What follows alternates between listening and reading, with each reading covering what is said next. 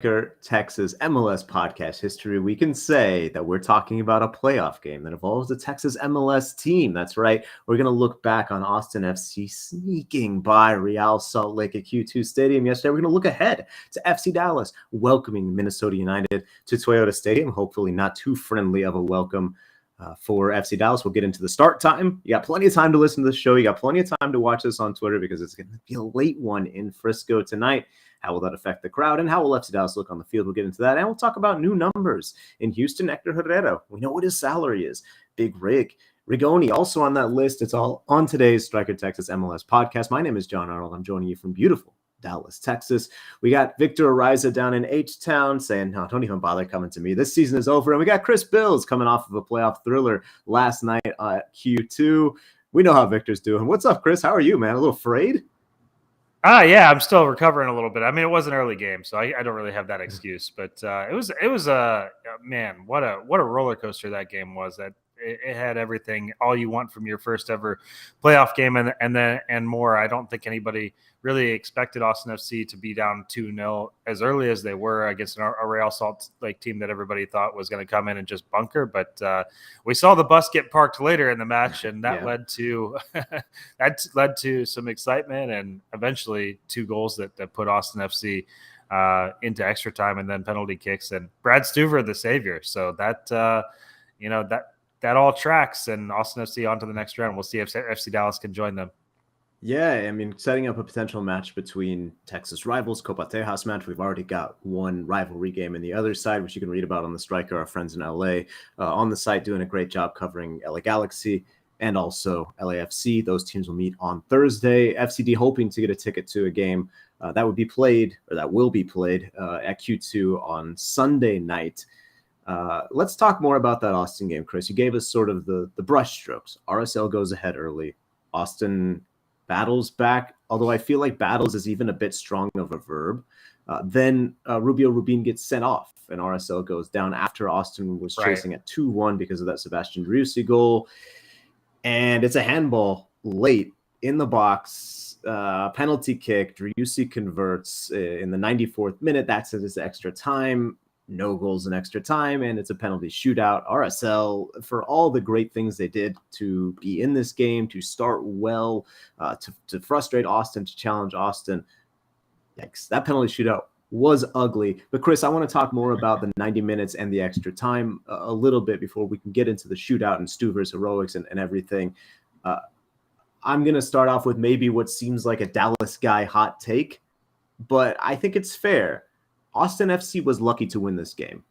What do you think? Yeah, absolutely. I think that's absolutely true. I think that they got off to a weird start. I think that the game started in a way that they were not expecting. I think the decision by Josh Wolf to start Johan Valencia over Danny Pereira sort of shows you what he was kind of thinking, in that he thought, I think, that he was prepared for Austin FC to take a while to break RSL down, and for the game to be 0-0 for a while, for them to be on the front foot and waiting on RSL to counter, or needing to break up some counterattacks.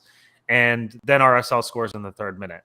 And all of a sudden, what is Johan Valencia's role at that point? Because he's not a guy who's going to take people off the dribble. He's not a guy, who's necessarily going to break lines with his passing. And now you've got an extra defensive player on the pitch when you need a goal. And then, to make matters worse, and it's not really his fault necessarily, because the ball kind of comes up and hits him in the shoulder. It's it goes to VAR. It's a penalty, and so he's at fault for the second goal, which he didn't have any role really in the first goal. But I thought part of it's dumb luck, part of it's miscalculating the game plan. But I think Austin FC was in a bad spot 15 minutes into this game, obviously at 2-0, for sure, but also. But also with the players they had on the pitch. And credit to Josh Wolf, he made the changes at halftime, and they got this thing right. Yeah, I will say, I think, to Austin's credit, for sure, I didn't sense any panic, right? The broadcasters... Right. That's the other part of this. The broadcasters were saying this team has come back 5 times this season from down 2. We see them now do it 6 times. They get the job done, right? I wonder sort of how much, and what were the players and Josh Wolf saying after the game? How much do you take from this game? Because I felt like sort of the criticism that I've been offering and Victor's mentioned, and you've written about as well, Chris, of this team is like, hey, they're really dependent on Driussi to make anything happen on it in attack. And their center backs sometimes have some moments where you say, ugh, that wasn't very great. We saw those weaknesses very early on in this game, because I think that third minute goal is you see the center backs sort of like not doing what they needed to do. The penalty, kind of whatever. I really want to read a striker story, by the way, on the people who sit behind the VAR monitor and tell the referee, no, there's no way that's a foul. They're putting it like they're like clavicle, like the ball clearly hits right here, and they're like acting as though they've seen it. I really like those people. I hope we get to see more of them on the striker. So after that point, when you go down 2-0, I think like the expectation is sort of like, oh, put the foot on the gas. And especially after RSL goes down to 10 men, I would say Austin seemed to have the game controlled, but also it didn't feel like necessarily they were dominating. It didn't feel like, oh, that goal's coming, which does eventually come. So I guess like tell me about what the players felt like in the mentality as well, because in one way it seems like they had the right mentality. Oh, they didn't panic. They stayed calm. They knew they've done this before. They relied on what they've done all season. At the same time, like the killer instinct kind of wasn't there, and sort of like they backed into a killer instinct in a lot of ways. What were they saying about their mentality? I've seen Felipe's tweets. Felipe's gonna come for you next. Yeah. No, I guess, man. I picked Austin to win this game. I don't know what the man wants. He's asking for penalties that like hit the guy's shin. He's like, oh, come on. No, man. No, just play your game, man. Don't worry about what I'm tweeting. Don't worry about where the ball is hitting on this guy. I don't know. I thought that was quite odd. I thought that was weird. But him aside, what was the mentality? What were the Austin players saying? What did they think? Yeah, I think that not only have they been there before, but they're at this point, they're a historically good MLS comeback team. They've come back from behind from 2 goals, back more times than any team in MLS history. This was the 4th time that they've done that. And I think that and Josh Wolf sort of joked when that stat was being read off in the press conference. He joked, that's kind of our trademark. And I think that he's right in that. And I don't know that I think it shows the mentality and the togetherness of the group, that when the chips are down, that they just know that they've got this in them. They know that, they're going to go, full all out attack, and no, they know Fagundez and Driussi are going to save their ass. Exactly. Yeah. But there's a sort of a, there's just sort of a mentality among the group that they have that confidence in Driussi, and you're right. It is. I mean, it's going to be Driussi and Fagundez in the end, but they had 38 shots in this game. That's close to an MLS record. Was it 68 crosses? They were also playing. RSL was also playing with a man down for how many minutes too. I just feel like a lot of it seemed very sort of like, I guess this is what we're supposed to do, instead of like bam, bam, bam, bam. Easier said than done. I'm not saying like, oh, take. I guess I am saying in some. I mean, RSL didn't play at all after Rubin went out. I mean, they were. Well, I mean, why would you? They? But yeah, no, but I think it does make it difficult, no matter who you are, to try to break that down.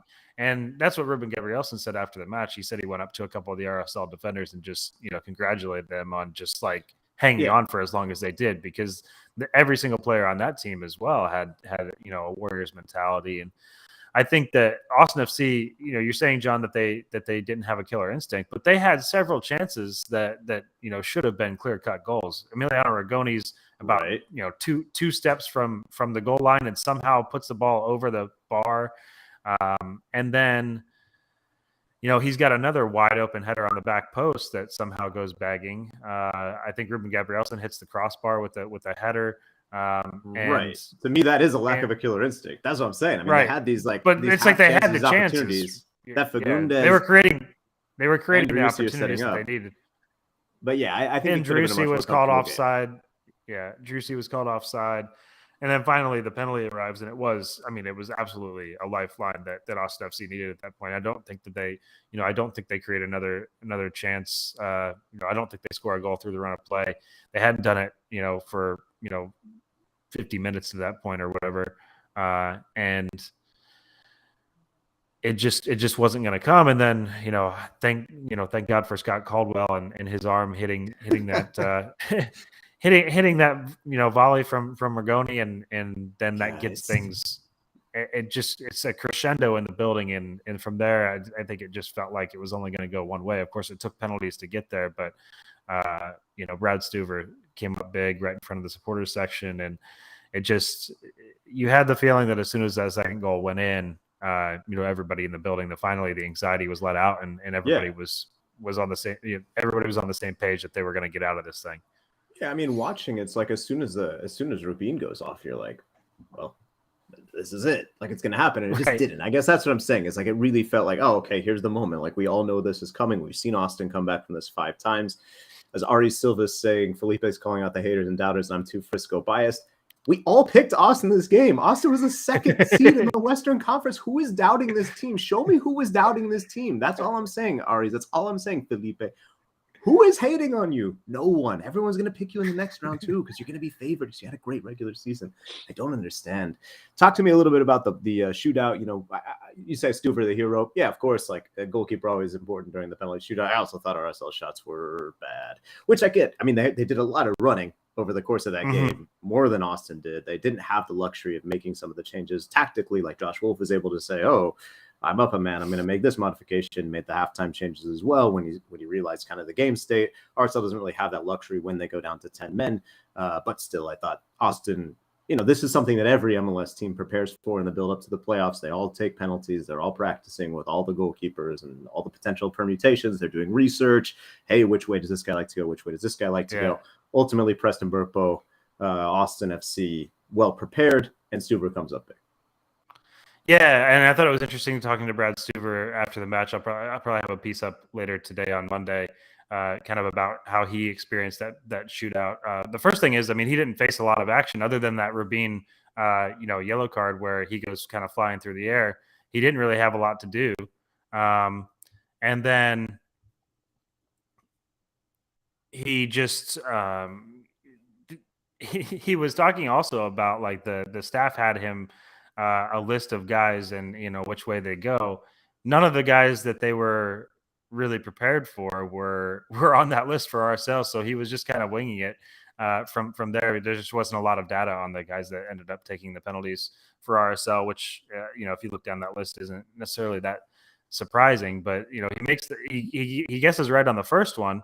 And I think he was really frustrated that one got through his arms and got to the goal, makes the 2 saves. Then, of course, Tate Schmidt, puts one into the supporter section and everybody can celebrate. But I thought it was interesting, in a lot of ways, this is the first time that Brad's, even though he's been the hero in several games, there's always been like sort of another person. And in this case, Sebastian Driussi's definitely man of the match in terms of, the run of play, the whole 120 minutes.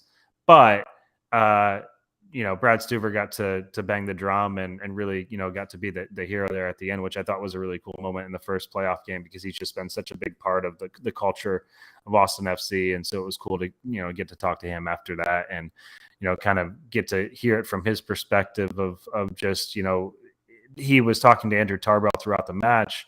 I think between halftime and the second half and, between each of the extra time periods. And, the thing that Andrew Tarbell was saying to him was, "There's gonna be you're gonna have a moment here where you're gonna have to make a save. Stay alert. Stay on top of this, even though you're not getting a lot of action." And it's interesting to think about, though, guys. Would you rather be Brad Stuver in that scenario where you've kind of had not had much to do, you're fresh and you can kind of lock in, or Zach McMath's twisted groin or whatever was happening. He's been standing his head all game. He's been ready to go. Or he's been locked in. And I think that Brad put it nicely. He said, "Yeah, Zach looked tired.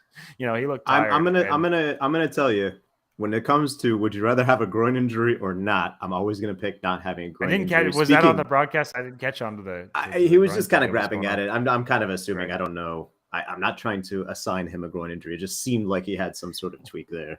Austin fans were getting on him. I did think RSL did a good job managing the game, trying to kill time in a sporting and appropriate way, but still certainly making the most of opportunities to extend the game. To me, that's part of the game. And I think the referee was also fantastic, by the way. I thought he got everything right. Sure, he needed video to like help him sometimes. That's what VAR is for. To me, he had a really good game. I thought, the handballs were handballs. The ones he didn't call were not calls. So ultimately for me, the only one that was a little bit confusing in the stadium that I think maybe had the fans turn against him a little bit was the last offside call, just because it wasn't clear that, Driussi scored the goal. He wasn't the one that was offside. He was not. If you were in the stadium, was offside. If you were in the stadium and didn't see, Gite was off. And Gite was off, created the play, and that was the right call as well.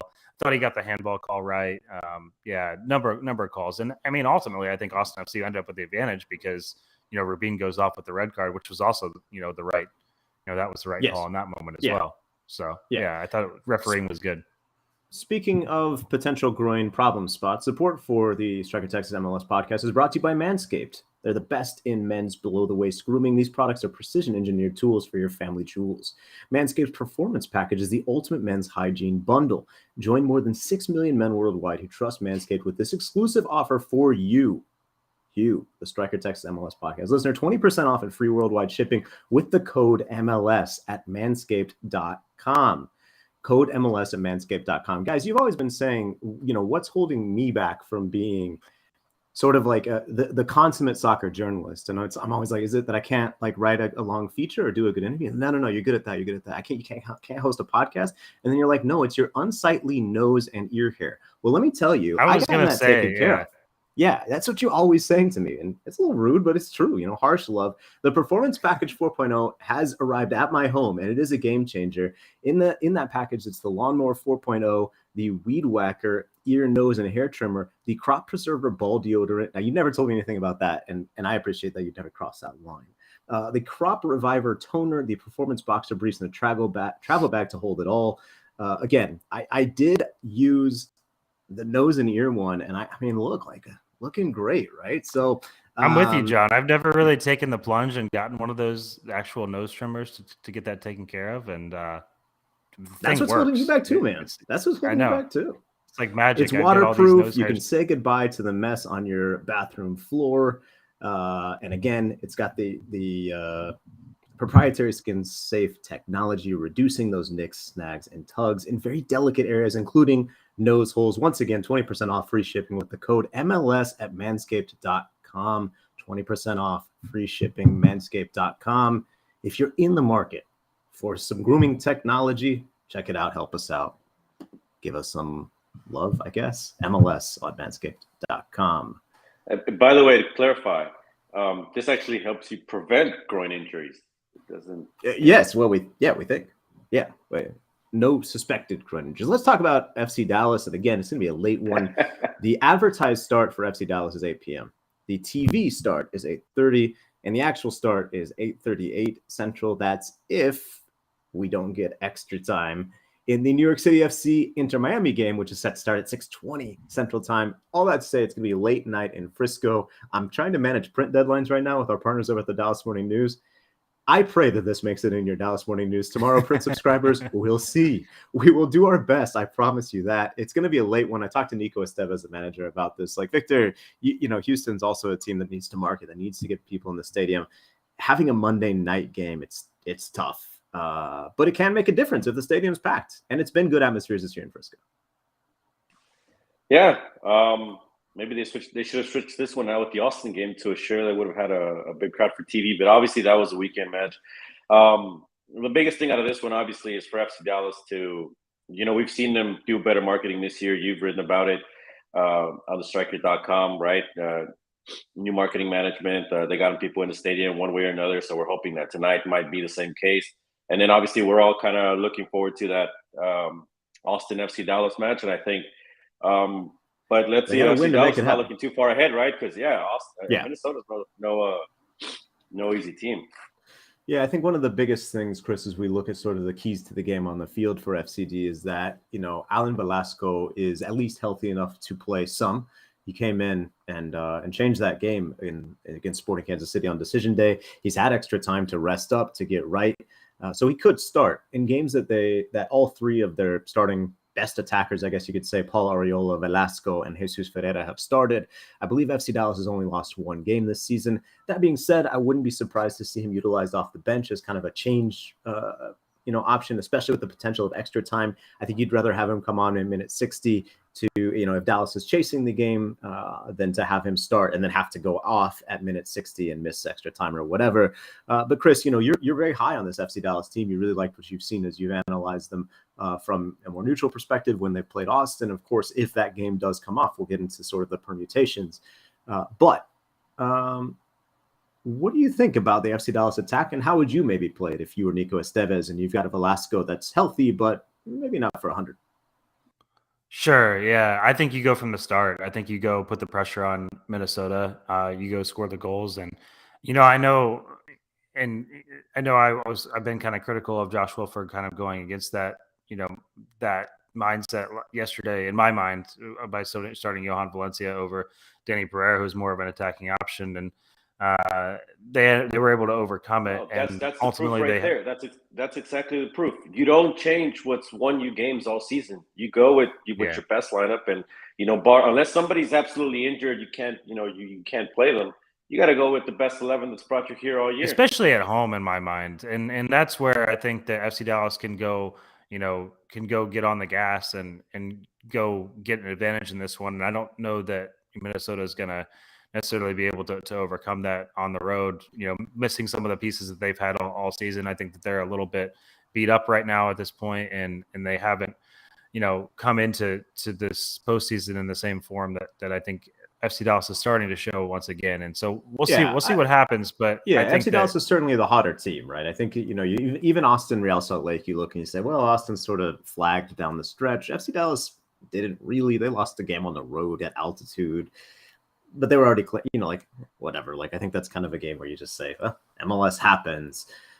Minnesota lost or didn't win in their last 6 before decision day, got it or needed a result, get into this playoff game.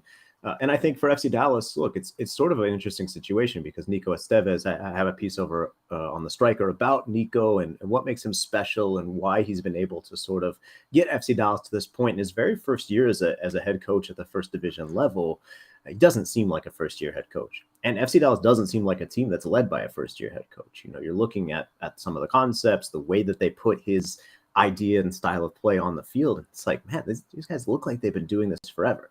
Now, some of them have, which is part of the reason that it's been so successful. The national team guys like Paul Arriola, like Jesus Ferreira, like Sebastian Leggett, they've been playing this style of play. They understand what Nico wants. But I think he's been a really enormous component of this.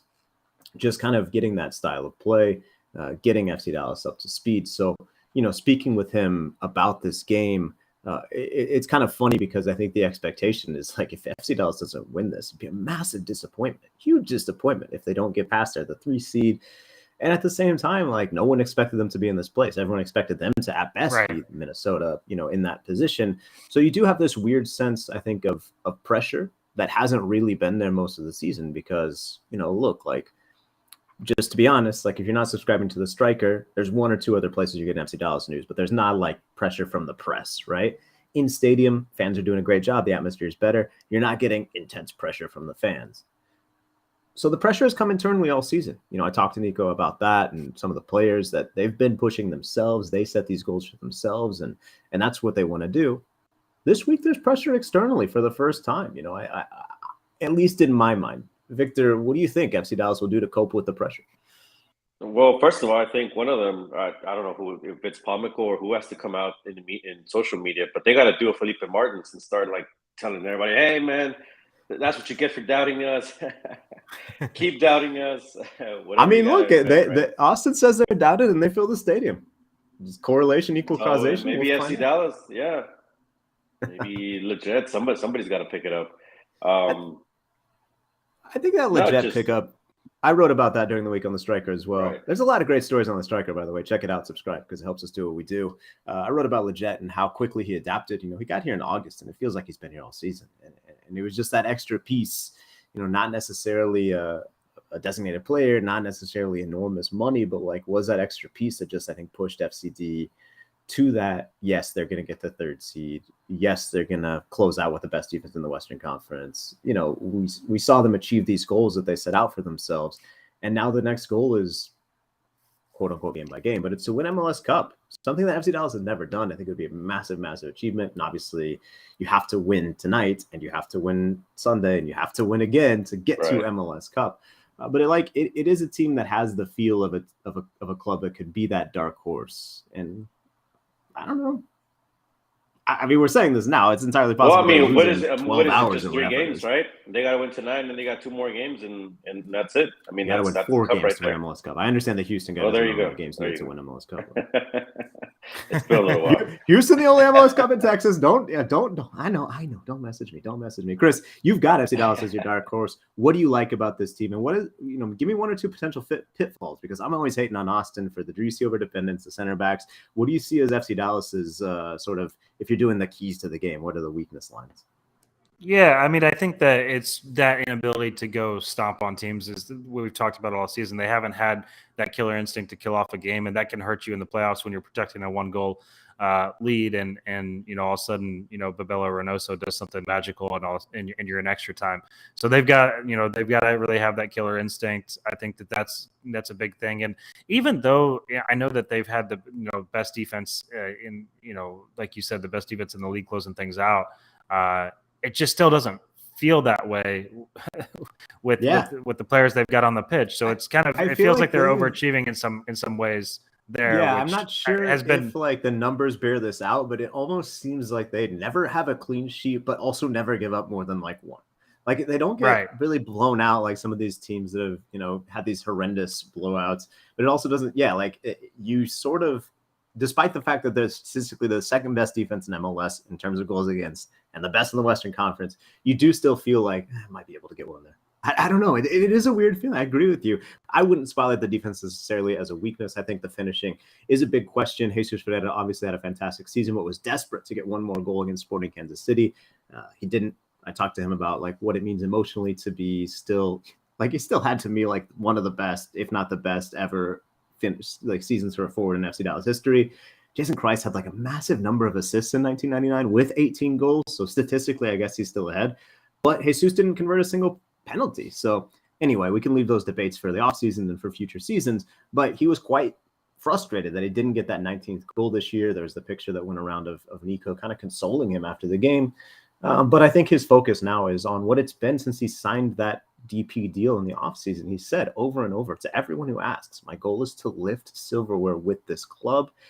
Right. What a story it would be if he could do it. He's going to have to score for that to happen. He's going to have to be the guy. I think the finishing sometimes, they are creating chances. Speaking of regular season achievements, and I think that, Jesus Ferreira can be upset about having, only 18 goals instead of 19. Like you said, he's got a chance to chase the first MLS Cup in the club's history. So, that's still on the table. Similarly, Sebastian Driussi, I had this thought last night.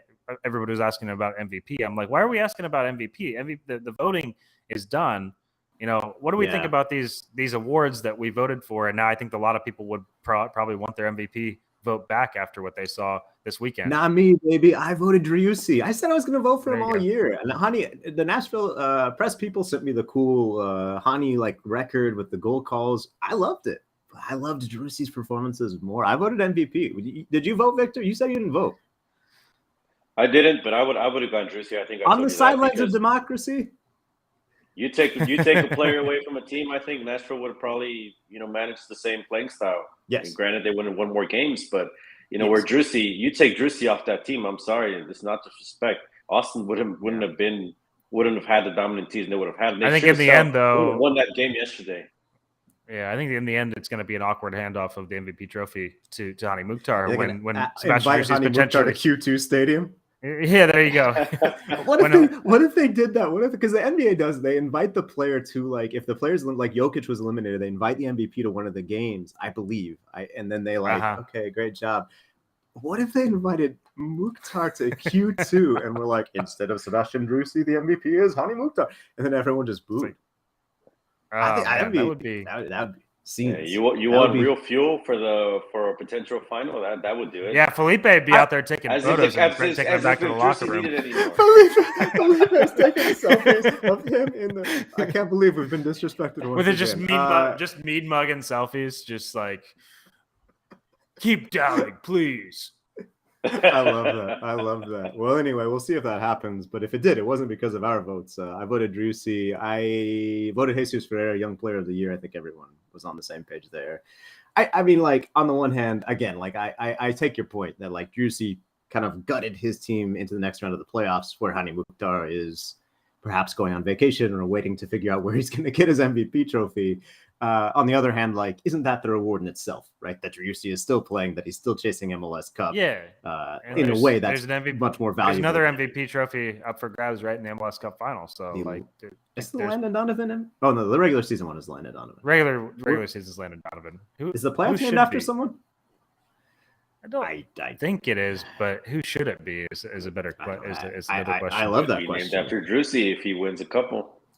Yeah, well, maybe, if it's out there, then maybe he can.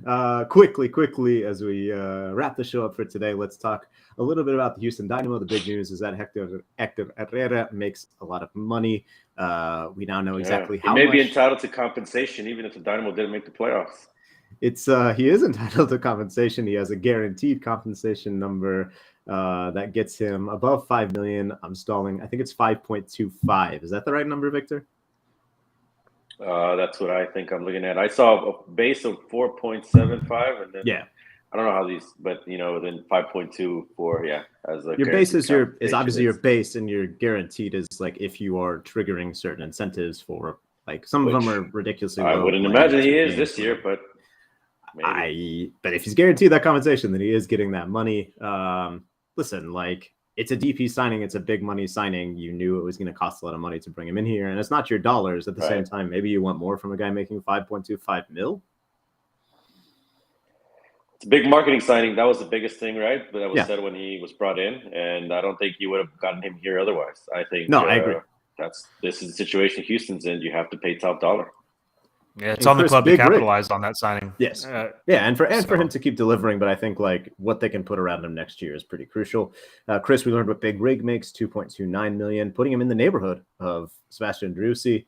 He's not been on the neighborhood on the field yet. It's been a tough adaptation, I think. But it has still a player you want more from.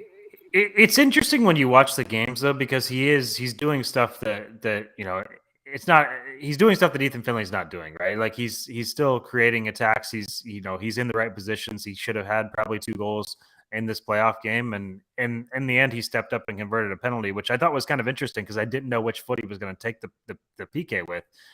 We hear all about him being ambidextrous, and he did line up straight behind the ball, which I thought was kind of interesting. But he did convert the PK.